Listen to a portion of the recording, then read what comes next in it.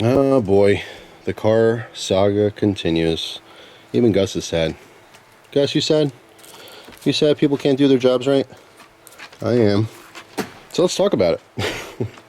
So, as you guys know, I just went to the dealer, right? The dealer's supposed to have mechanics and know what they're doing.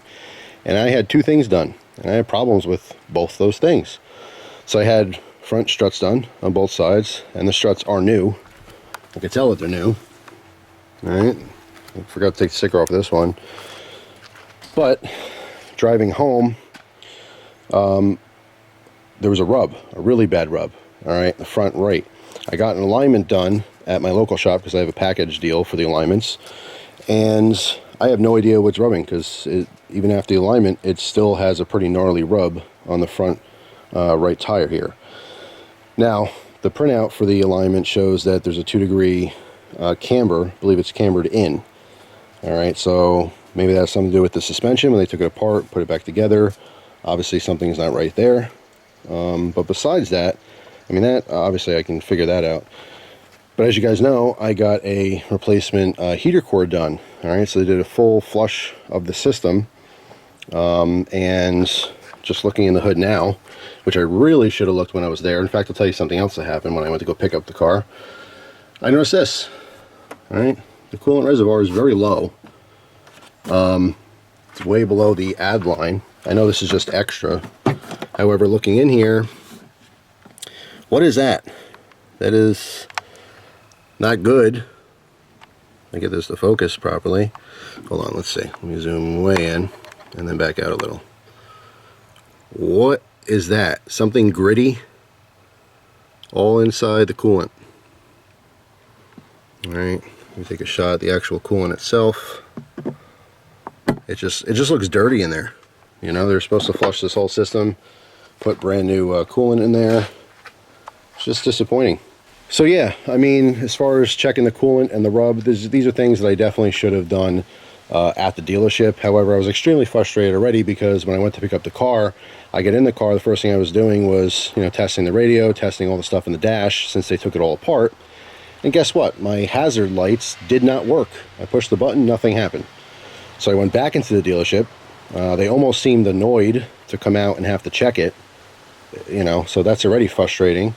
Then the guy says, oh, you know, there's maybe a problem. Can you wait around? Yeah, I guess so. I guess I do. I have to wait around, right? Otherwise, I just have no hazard lights. That's not acceptable.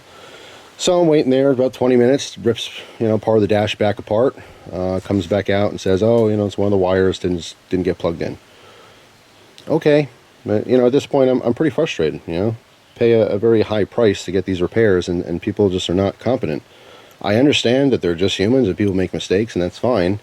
I just, before turning the camera on, called the dealer, but the service department will not answer, so I left a message. These things are going to have to get taken care of, you know. As far as the coolant, like I said, I don't know what that is inside there. Maybe you guys can shed some light on the subject.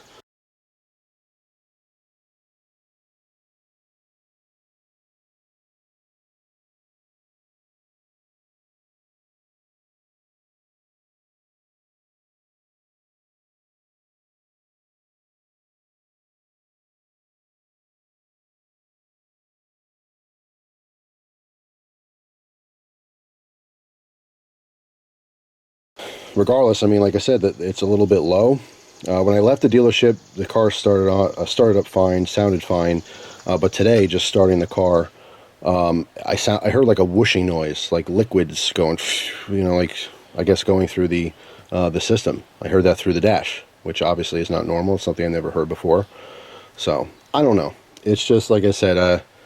People, a lot of guys tell me I only have problems because I bought a Chrysler. Well, no, I have problems with mechanics.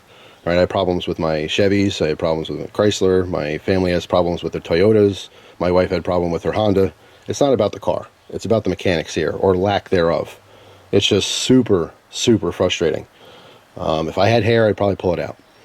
But anyway, like I said, I mean, you know, at the end of the day, it's whatever. It's a car, it'll get fixed. It's just, the inconvenience is through the roof. I can't even tell you how inconvenient it is just to get this back to the dealer.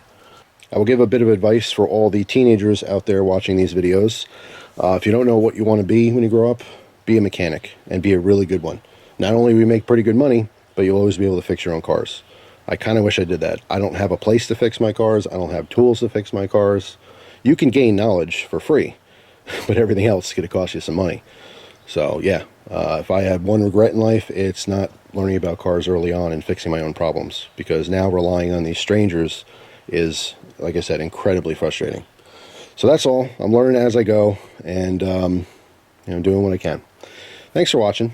Hope you guys have a wonderful day. Don't feel like you have to apologize. Oh, I'm so sorry for you, Jeff. Don't be sorry for me. This is just part of life. It's not that big of a deal overall. It's something that I should not have to be going through. Anyway, thanks for watching, guys. Hope you have a wonderful day, and I will see you tomorrow with a brand new video. Take care.